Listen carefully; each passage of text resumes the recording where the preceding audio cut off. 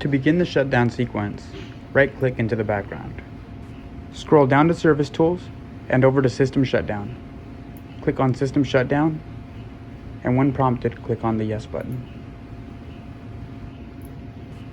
System will now begin shutdown sequence. Expect a delay of up to 30 seconds before system begins shutdown initialization.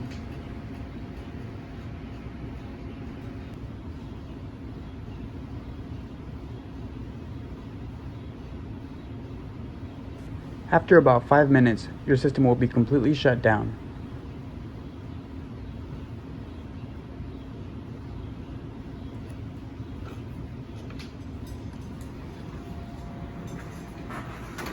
Check your HP computer to make sure all power LED indicators are off.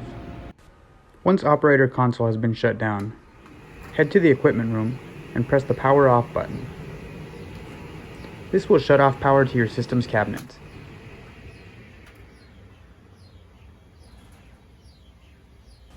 Your system is now shut down. Thank you for watching.